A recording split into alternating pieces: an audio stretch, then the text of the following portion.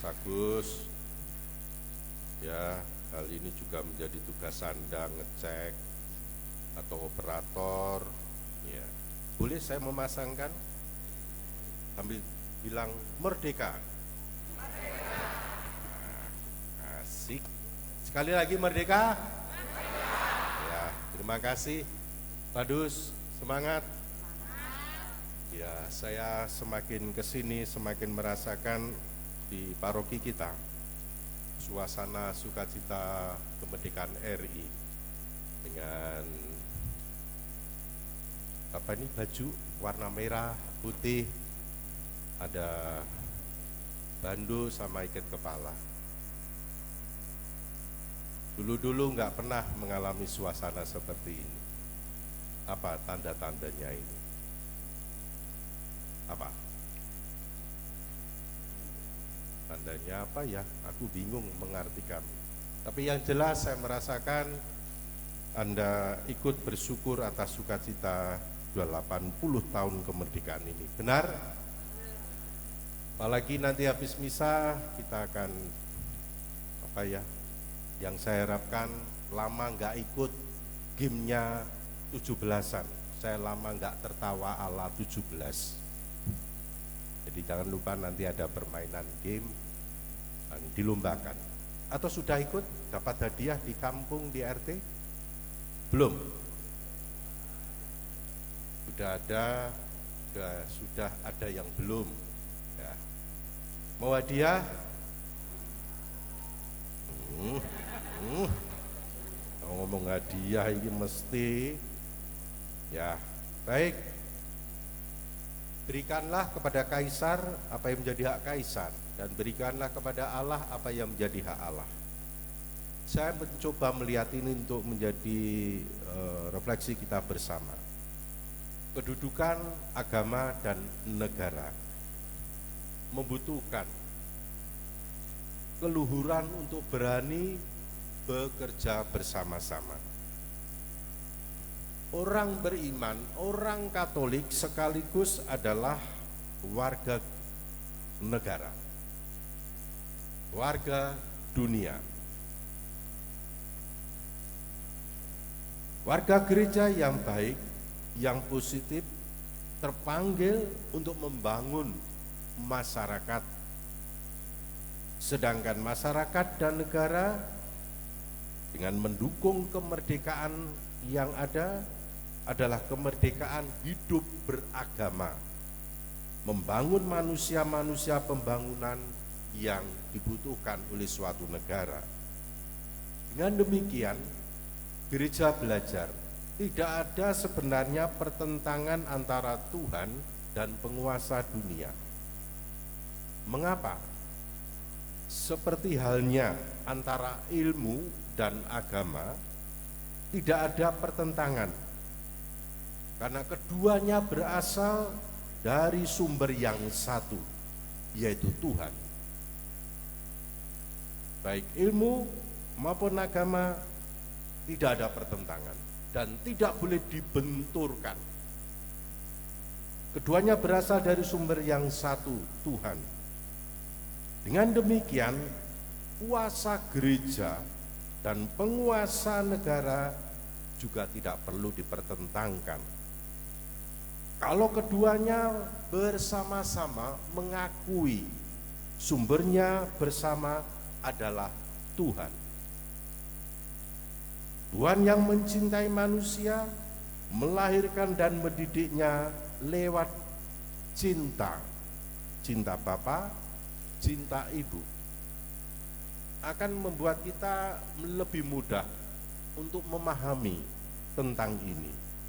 Cinta Bapa dan Ibu, keduanya adalah luapan cinta Allah, agama dan negara.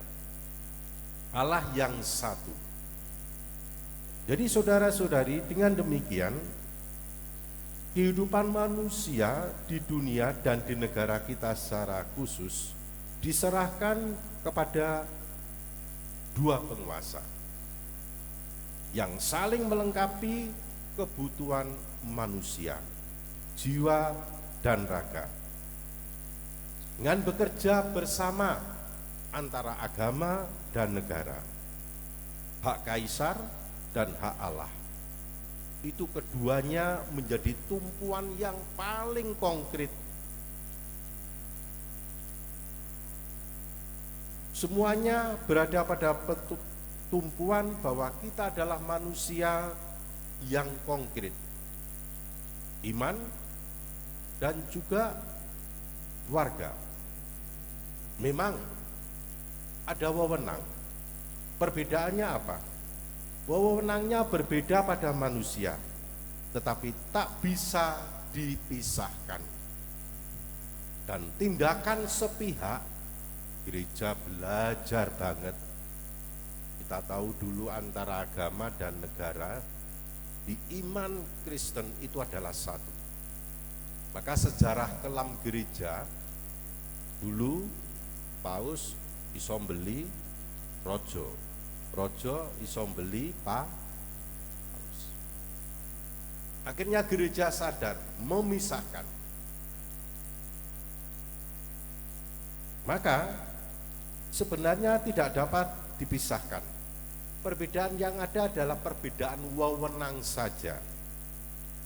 Oleh karena itulah, jika terjadi tindakan sepihak, selalu akan mengguncangkan keseluruhan.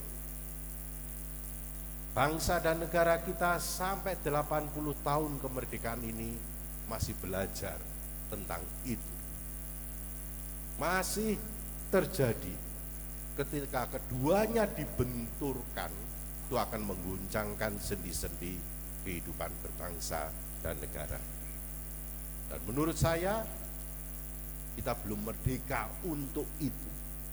Bahwa kita merdeka dari penjajah, benar. Tapi merdeka untuk mengisi kebenaran kemerdekaan yang Allah berikan masih terus harus diperjuangkan. Di mana agama ditindas, ketegangan muncul. Benar? Kekerasan dirasakan. Pembinaan kerukunan antar agama tidak berarti mengurusi yang besar, akeh jumlahnya, prosentasenya lebih besar, lalu menelantarkan yang kecil. Kita tahu pilihan-pilihan itu masih terjadi. Jadi hanya memperhatikan, mengurusi yang besar, tetapi justru menelantarkan yang kecil. Atau mau mengurusi dan mengatur segalanya ke dalam maupun keluar. Kita tahu kan kadang-kadang sendi-sendi kehidupan berbangsa negara itu yang seharusnya satu dengan agama. Tapi kalau ada idealisme tertentu, kalau kemudian ada kepentingan politik tertentu masuk dalam perundangan, apa yang terjadi? Negara terlalu mau ikut campur apa yang ada di dalam agama. Benar? Halo? Iya. Seharusnya itu tidak boleh terjadi dalam kemerdekaan. Mau mengurusi, mau mengatur segalanya ke dalam maupun keluar, kita belajar. Negara tidak mempunyai kemampuan untuk itu. Dan agama tidak akan merasa terbantu. Maka lihat, bisa digiring, bisa ditendang kayak bola, tergantung siapa penguasanya. Yang diperlukan agama adalah kerjasama, iklim yang baik, jelas terarah, ada hukum, ada aturan permainannya. Agar apa? Setiap agama pun apapun bisa berkembang menurut dinamikanya yang ada di dalam. Sedang di luar dijamin hak, wewenang dan jalan peraturan hukumnya oleh negara. Seperti agama tidak boleh langsung mencampuri politik dan mau mengambil alih kemudi negara. Gereja sudah bertobat untuk itu. Begitu juga negara diharapkan mengerti, menghargai batas wewenang masing-masing. Semua yang positif dalam agama, dan sebenarnya menurut saya agama itu positif sebenarnya, akan bermanfaat bagi pembangunan manusia yang adalah warga negara. Sedang yang negatif pasti melanggar hukum Tuhan. Kebenaran dan keadilan di bidangnya masing-masing akan bisa berjalan jikalau berikanlah apa yang menjadi hak kaisar dan berikanlah apa yang menjadi hak Allah. Kalau keserasian itu tidak dirawat, dikembangkan, maka keguncangan hidup sendi-sendi bangsa dan negara kita akan terus terjadi. Menurut saya, saling mengerti, saling menerima, saling menghargai, itu dasar kerjasama. Dan saya melihat saudara-saudari kita, cerita-cerita yang terjadi di kampung, di RT, di RW, di kelurahan, Anda terlibat di situ. Anda memberikan arti. Maka inilah kemerdekaan. Merdeka, Tuhan memberkati kita.